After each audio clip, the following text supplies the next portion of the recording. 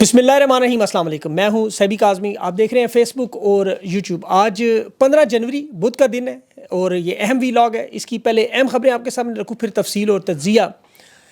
Adiala jail में इस वक्त एक मेला लगा हुआ है। पुरानी और जो नई क़यादत है वो इमरान खान को मनाने पहुंची है। उसकी वजह क्या है वो मैं आपके सामने रखता हूँ। बरतानवी पार्लियामेंट का भी आज बड़ा एक्शन है। तहरीक इंसाफ के मेंबरान का खिताब है और इस्टेबलिशमेंट पर बैरूनी दबाव में चीफ के लिए नया नाम, ये पेशरफ्त हुई है। और अमेरिका में डोनाल्ड ट्रंप की हलफ बर्दारी में शिरकत के लिए हुकूमत का पागलपन। लेकिन वहाँ एक ऐसा मंसूबा सामने आया है कि आपने वो बड़े गौर से सुनना है कि हुकूमत के साथ होने क्या जा रहा है। इसके साथ नवाज शरीफ को शटअप फ़ोन कॉल और मुज़ाकरात का फ़ाइनल राउंड। तहरीक इंसाफ के जो तहरीरी मुतालबात में उनमें तरमीम क्या आई। फ़ौजी अदालतों का केस भी आखिरी मराहल में है। APS के सानेह में फ़ौजी गठ जोड़ और 9 मई में फ़ौजी गठ जोड़ ये सामने आ गया। और रज़ा रबानी की मुनाफ़कत भी आज बेनकाब हुई। और फैसल वाडा की प्रेस कॉन्फ्रेंस मुलतवी हुई अचानक। लाहौर से भी बड़ी खबर है। तहरीक इंसाफ की क़यादत जो है विक्ट्री के बड़े करीब है, मुत्तहिद है। और जनूबी कोरिया के पहली मरतबा वहाँ सदर को गिरफ़्तार किया गया और डोनाल्ड ट्रंप की डीप स्टेट एक्टर्स सख्त परेशान है। वर्ल्ड बैंक ने पाकिस्तान की इकॉनमी की मईशत का भांडा फोड़ दिया। 10 अरब डॉलर के कर्ज़ों के लिए क्या नई शराइत रखी, ये तफसील सारी मैं आज की इस वीडियो में आपके सामने रखता हूँ। सबसे पहले GHQ हमला केस की समाअत, उसमें जो जज अमजद अली शाह सुन रहे हैं आज, राजा बिशारत और शेख रशीद के साथ वहाँ पुरानी तहरीक इंसाफ के रहनुमा भी और कुछ 9 मई के बाद के भी थे, सारे मौजूद। और इन तमाम कायदीन की जो गेट नंबर 4 से बड़ी पुरानी रग़बत रही, ये इमरान खान को कायल करने की कोशिश कर रहे हैं। अब वो वारदात क्या है वो आपको समझनी है कि खान साहब आपकी रिहाई होगी, फिर सारा निज़ाम ठीक हो जाएगा। शेख रशीद की भी मुलाकात भी हुई, बड़ी देर इमरान खान से अलहदा वो बातचीत भी करते रहे, पैगामात भी पहुंचाते रहे, समझाते रहे। जवाब में इमरान खान सिर्फ मुस्कराते रहे। ये हुकूमत पर जो रिहाई का दबाव है ये इस लेवल तक पहुंच चुका है कि अब हुकूमत की ऑफ़र है कि खान साहब हम एग्जेक्टिव ऑर्डर के ज़रिए आपकी रिहाई कर देते हैं। एग्जेक्टिव ऑर्डर ये आपको समझना होगा, जबकि इमरान खान कह रहे हैं नहीं, अदालतों के ज़रिए करें, कोई एग्जेक्टिव ऑर्डर नहीं चाहिए। इस्टेब्लिशमेंट ने इससे पहले भी आपको पता है फैसल वाडा के ज़रिए पैगाम भिजवाया था, केस माफ़ करने के लिए तैयार है, एग्जेक्टिव ऑर्डर हम कर देंगे। अब ये थोड़ा सा आपको समझना एग्जेक्टिव ऑर्डर क्या है। ये आर्टिकल 45 सदर पाकिस्तान के पास इख्तियार है कि वो अदालत के फ़ैसलों की दी हुई सज़ा को माफ़ करे और फिर आम जो सियासी मसलियत के तहत या इंसानी बुनियादों पर इस आर्टिकल को इस्तेमाल करके, ये अक्सर ईद के दिनों में आपने देखा होगा कि सज़ाएँ कम होती हैं सदर की तरफ से, या कोई त्यौहार है रबीउल अव्वल वगैरह का। अब खान को ये कायल कह रहे हैं आपको सज़ा होने दें 17 जनवरी को, आप एक रहम की दरख्वास्त डाल दें, सदर को नहीं लिखते तो गवर्नर पंजाब को लिख दें, हम वजारत दाखिला तक पहुँचाएँगे और फिल 4 एग्जेक्टिव ऑर्डर के ज़रिए आपकी रिहाई कर देंगे। फिर सारे मामलात हल हो जाएंगे, आप बाहर आके सारी पार्टी संभालें, सारा काम करें। ये वारदात है। माजी में नवाज शरीफ को अज़ीज़िया रेफरेंस में सज़ा मिली थी 2019 में सेहत की बुनियाद पर। इसी तरह पंजाब हुकूमत की सिफारिश थी, फिर वफाकी हुकूमत ने मंजूर किया और एग्जेक्टिव इख्तियारात के ज़रिए रिहाई हुई थी। खान को कह रहे हैं देखें सारा अमल हमने किया था और ये बिल्कुल आइनी और कानूनी बुनियादों पर होगा, अदालतों से ही होगा। जिस तरह 1973 में ज़ुल्फ़िकार अली भुट्टो ने सियासी कैदी रिहा किए थे एग्जेक्टिव ऑर्डर, तो हम भी इस बहरान में फंसे हुए हैं। आप हमारी मदद करें, सिर्फ एक रहम की दरख्वास्त लिख दें, बल्कि अगर आप भी नहीं लिखते तो आपके अहले खाना लिख दें, बुशरा बीबी की तरफ से आ जाए, अलीमा खान की तरफ से, हम उसे भी तस्लीम कर लें। बहुत बड़ी वारदात। खान जवाब में इनकी सादगी पर हंसता भी है और सोचता भी होगा ये कैसे बेवकूफ़ और जाहिल लोग हैं कि इस तरह की बात सोच भी सकते हैं। और खान ये रोज़ाना जो आपको बयान देता है ना कि मैं डील नहीं करूँगा, ये लोग असल में इमरान खान को समझ ही नहीं सके अभी तक। इनके अंदर अगर थोड़ी सी भी अकल होती तो ये इमरान खान की वो वीडियो देखते कि जिसमें कंटेनर पे खान को जब गोलियां लगी और इमरान खान मुस्कुराते हुए मुक्का लहराते हुए बाहर आए। इन्हें अगर थोड़ी सी भी अकल होती सोचते कि शहजादों की तरह ये ज़िंदगी गुजारने वाला शख्स ये दिसंबर की ठठरती हुई सर्दी क्यों बर्दाश्त करता रहा, जून की ये तपती हुई गर्मी की दोपहरों में, बरसती हुई बारिश में, मच्छरों में, कीड़े मकोड़ों में, बग़ैर खाने के यहाँ पिंजरे में कैद, जो 529 दिन गुजार के नहीं टूट सका, क्यों? आखिर एक छोटी सी हाँ पर जिसे इक़्तिदार दिया जा रहा था वो इन्हें इशारा करके फांसी घाट की तरफ क्यों बताता है कि इसके बाद तुम्हारे पास क्या है, क्या डील दोगे उसे, क्या लालच दोगे? इन्हें समझ नहीं आ रही ये बात।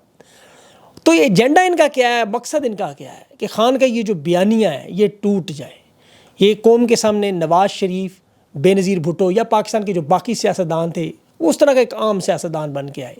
ये जेल काटने को जो इस वक्त जनूबी एशिया, पाकिस्तान की बल्कि तारीख उठा लें बरसगीरी, कोई ऐसा शख्स आपको नहीं मिलेगा जो इस कदर मजबूत हो कि उसके इर्द गिर्द सारी जमात शिकस्त तस्लीम कर ली। आपको पता है कि तहरीक इंसाफ के अंदर शायद कोई एक शख्स भी ऐसा नहीं जो कह सके कि वो खान की तरह डट के खड़ा है। पूरे का पूरा निज़ाम 77 साल की ताकतवर स्टैब्लिशमेंट, बाइडन एडमिनिस्ट्रेशन के साथ इसराइली थे, ان سب اداروں نے مل کے بھی اگر خان کا مقابلہ کیا لیکن خان کھڑا رہا وہاں. اب خان کے ارد گرد سب لوگوں نے سرنڈر کیا ہے, کسی نے کس طرح کیا, کسی نے کس طرح کی, سب جانتے ہیں.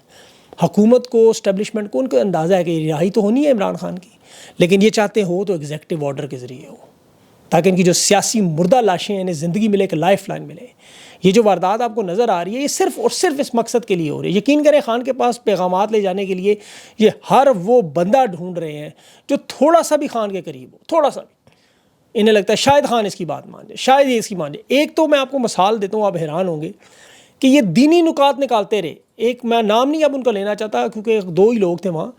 عمران خان کے سامنے اس نے اسلامی نقطہ نظر سے ثابت کرنے کی کوشش کی, خان صاحب آپ کی رحم کی لکھی ہوئی درخواست جو بالکل عین اسلامی اصولوں کے مطابق ہے, صلح حدیبیہ کے ریفرنس دیتے رہے, اس میں اور بہت ساری چیزیں. اب مسئلہ آتا ہے نام اب لینا مناسب نہیں کیونکہ پھر وہ سورس ریویل ہو جاتا ہے. اب وہاں بندے کیوں کام تھے. اب یہ ہر حربہ انہوں نے آزمایا. تحریک انصاف سے یہ جو تحریری مطالبات مانگ رہے ہیں یہ بھی اسی سلسلے کی کڑی ہے. اب تیسرے راؤنڈ کے لیے ٹرم آف ریفرنس کی تیاری ہے اور اس کے اندر یہ کہہ رہے ہیں کہ آپ لکھیں ہمیں کہ سیاسی اراکین کی رہائی آپ کیسے چاہتے ہیں, یہ لکھ دیں.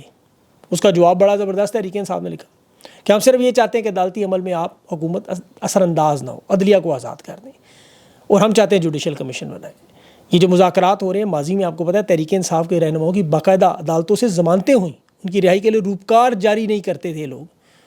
جو عدالت سے آزاد ہو کے باہر آئے اس کے لیے ایک نیا کیس پہلے سے تیار, نیا مقدمہ پہلے سے تیار, پولیس پہلے سے کھڑی, کسی اور صوبے کی کھڑی. جب کوئی مقدمہ نہ ملا MPO 3 میں اٹھا کے اندر کر دیا, نظر بند کر دیا. خان کے فیصلے میں آپ کو یاد ہوگا 2 گھنٹے کے اندر انہوں نے نئی FIR درج کر گرفتاری ڈال دی تھی. پھر وہ صنم جاوید ہوں, شاہ محمود قریشی ہوں, تحریک انصاف کے جتنے بھی رہنما ہوں, ان کے اوپر جتنے کیسز بنے, ضمانت کے فیصلے ہوئے, باہر پولیس نے دوبارہ گرفتاری ڈال دی. تو اس وقت انہیں کہا جا رہا ہے کہ آپ اس انصاف کے عمل میں رکاوٹ نہ ڈالیں. اب 17 جنوری کو عمران خان کی اگر رہائی ہو تو اب اگلا مقدمہ نہ بنائیں, نیا کیس نہ بنائیں. عدلیہ کے پر کاٹ کے دم کاٹ کے جیسے آپ نے انہیں ننگا کیا ہوا اس وقت, اسی طرح پارلیمنٹ اور سینٹ کی بے توقیری کی ہوئی ہے, ان کی تباہی بربادی پھیر دی ہے. یہ نہ کریں. سپریم کورٹ میں 26ویں آئینی ترمیم کر کے ججز کو کلرک سے بھی نیچے کر دیا, یہ کام نہ کریں. ابھی اعجاز چودھری کے پروڈکشن آرڈر آپ صرف دیکھ لیں ایک بار کہ کوٹ لکھپت کا سپرنٹینڈنٹ, اس کی کیا اوقات ہے 17-18ویں گریڈ کا افسر, بدماشی اس کی دیکھے کہ چیئرمین سینٹ کے حکم جوتی کی نوک پر. یاسمین راشد سے کہا بلاول زرداری شرم سے ڈوب مرو. علامہ ناصر عباس نے بھی کہا یہ جن لوگوں کو اٹھا کے لانا ہو تو کبھی بلوچستان سے اٹھا کے اسے نشتر اسپتال ملتان کی چھت پر لے آتے ہو. یہاں اسلام آباد کی پولیس جا کے پروڈکشن آرڈر پر عمل نہیں کروا سکی. بے توقیر لوگ ہیں وہ, چیئرمین سینٹ کے بھی حالات ہی ہیں آپ کو پتہ ہے, ہار چور لوگ ہیں وہ. اب یہ سارے معاملات انہوں نے بڑی سادگی سے رکھے ہوئے ہیں تاکہ واردات نظر نہ آئے. مقصد خان کا بیانیہ توڑنا ہے. یہ جس طرح دیکھیں القادر ٹرسٹ کیس میں آپ اس بات سے اندازہ کر لیں کہ اس میں نواز شریف کے کیس کے ساتھ اس کو جوڑا جا رہا ہے کہ جی نواز شریف نے بیٹے سے تنخواہ نہیں لی تو اس کو نکال دیا, خان کو بھی 190 ملین پاؤنڈ نہیں ملے لیکن سزا مل گئی. حالانکہ دونوں میں زمین آسمان کا فرق ہے. خان نے کبھی اس کیس سے انکار نہیں کیا. اصل بات تو 190 ملین پاؤنڈ کا ہے نا کہ وہ آئے کہاں سے, تو وہ ملک ریاض کے پاس کہاں سے آئے, حسین نواز کے ذریعے, نواز شریف کے بیٹے کے ذریعے جو اس نے پراپرٹی خریدی ون ہائٹ پارک کی, تو وہ پیسے منی لانڈرنگ کے ذریعے موٹر وے, ایئرپورٹ, اورنج ٹرین, میٹرو, ان کی وارداتوں کے کک بیک اسکینڈل پاکستان کی جو عوام سے لوٹے ہوئے, وہاں آف شور کمپنیوں سے بنے ہوئے, تو کیس تو یہ بنتا ہے. اب انہوں نے بنایا جی 60 ارب کا القادر کا کیس, حالانکہ پوری عمارت اور زمین کی قیمت جو وہ 60 کروڑ نہیں بنتی, اور ان کا دعویٰ جی کہ یونیورسٹی کی بلڈنگ 8 ارب کی بنی ہے, حالانکہ زمین اور بلڈنگ ملا کے بھی وہ 60 کروڑ نہیں بن رہا. تو یہ 2 نمبریاں اسی لیے ہیں. اب خان کے کہتے ہیں جی اکاؤنٹ میں پیسے نہیں آئے, زمین بھی نہیں بک سکتی, خان کو فائدہ بھی نہیں ہو سکتا, تو اب بیانیہ کیا بنایا جی اس کی وجہ سے خان کو شہرت ملی ہے. مطلب یہ فائدہ ہے ان کے حساب سے بدنام ہونا شہرت ہے, کیونکہ یہ ویسے ہی بدنام ہے پوری دنیا میں چور ڈاکو, تو وہ چاہتے ہیں اس طرح کا نام شہرت کا کیس بنا دیں, کرپشن کا نہ بنائیں. مطلب یہ کوشش یہ ہے کہ ثابت کریں کہ عمران خان میں اور نواز شریف زرداری ان سب لوگوں میں کوئی فرق نہیں ہے, ساری کی ساری واردات یہ ہے. اور پھر اس پہ پریس کانفرنسز کروا کے اپنے پٹے لوگوں کے کھول دیتے نکل آؤ, اور وہ بیچارے بھی جھوٹ بول بول کے تانگ آئے. وہ فیصل واڑا نے ہاتھ جوڑنے نے بس کرو, پہلے میں نے کہا تو تم لوگوں نے فیصلہ نہیں, اب 17 جنوری کو پھر مجھے گندا کرو گے, ذلیل کرو گے. 17 جنوری کو ہو سکتا ہے فیصلہ خان کے خلاف ہے, اسی لیے ایگزیکٹو آرڈر کی بات ہو رہی ہے. عدالتی آئین دیکھیں موجود نہیں ہے بالکل بھی, اسی لیے انٹرنیشنل اداروں کی طرف دیکھنا اب لازمی ہوا ہے. انسانی حقوق کے معاملے پر 15 جنوری میں جو برٹش پارلیمنٹ میں کیس شروع ہو چکا ہے, وہاں تقاریر بھی ہوں گی, تفصیل سے بات بھی ہوگی, لیکن وہ خیر میں اگلے ویلاگ میں کور کروں گا. اس وقت تو حکومت کی بے بسی کا یہ عالم ہے کہ ڈونلڈ ٹرمپ کی جو حلف برداری کی تقریب ہے, جو دعوت نامے ہیں, اس کے لیے جو کوشش ہو رہی ہے, اس میں سابق وفاقی وزراء بھی لگے ہوئے, بلینک چیک لے کے کہ ہمیں کسی طرح ٹیبل پر بٹھائیں, لٹائیں, کھڑا کریں, جو دل میں آتا ہے ایک تصویر کسی گورے کے ساتھ بنا دیں, بس ایک تصویر کہ جی ہماری بھی ڈونلڈ ٹرمپ تک رسائی ہے. پھر ہم یہ نعرہ لگائیں کہ ہم بھی آخری گیند تک لڑیں گے.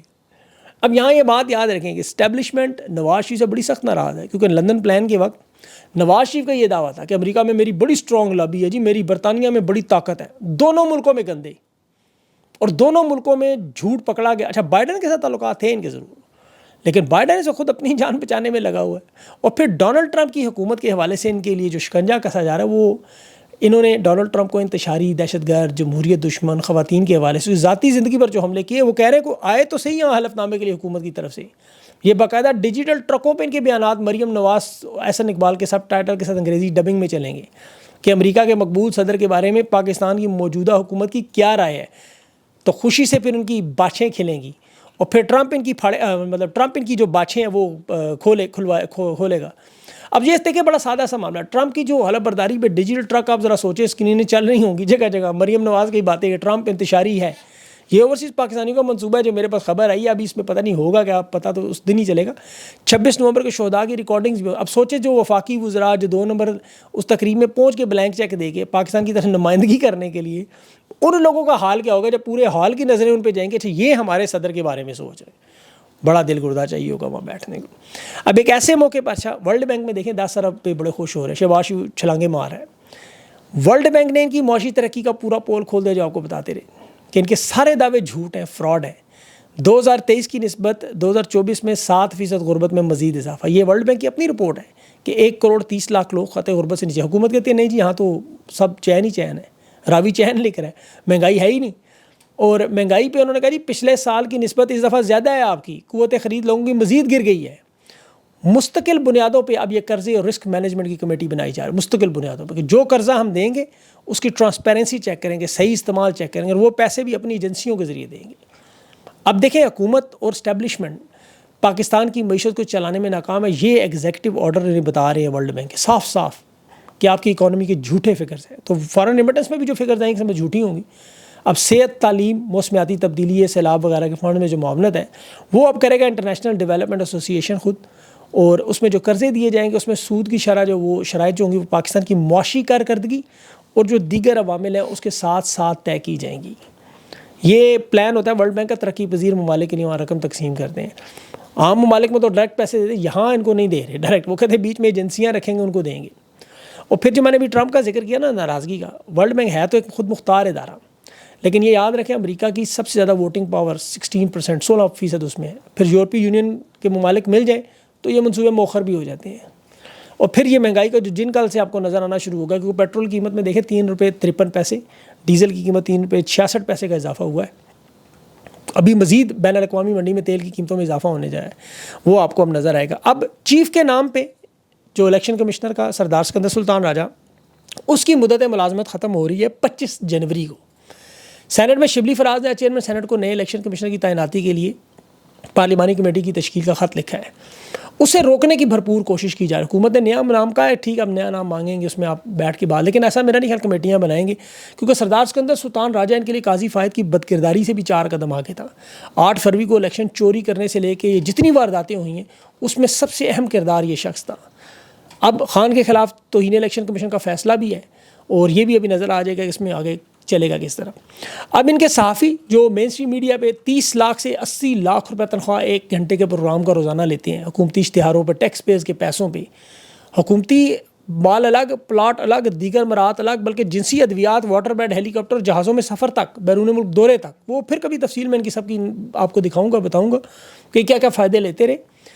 اب جو لوگ صحافی یوٹیوب پہ کام کریں، عمران ریاض ہو گئے، صابر شاکر، موہت پیرزادہ، وقار ملک، یہ سارے انہیں یہ تانے دینے کی کوشش کیا کر رہے ہیں، حالانکہ خود ایک ٹی وی پروگرام پر جو کوئی دیکھتا نہیں اس کے 30 لاکھ سے 80 لاکھ روپے تنخواہ لے رہی ہیں، اندازہ کریں، اور پھر تھوڑی دیر بعد وہی یوٹیوب پر بیٹھ کے وہی بیانیاں عوام کے سامنے لاتے ہیں۔